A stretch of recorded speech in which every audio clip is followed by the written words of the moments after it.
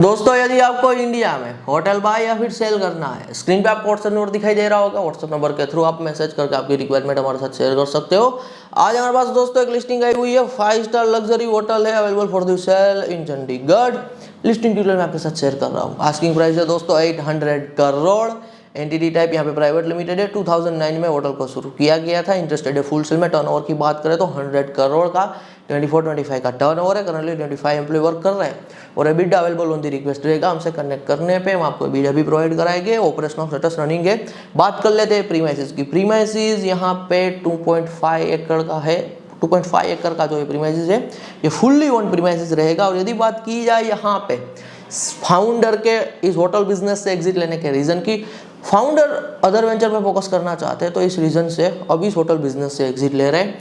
Complete information दोस्तों regarding this 5 star luxury hotel आपको description में मिल जाएगी। पहले आप डिस्क्रिप्शन में जाके ना कंप्लीट इन्फॉर्मेशन रीड कर लीजिए।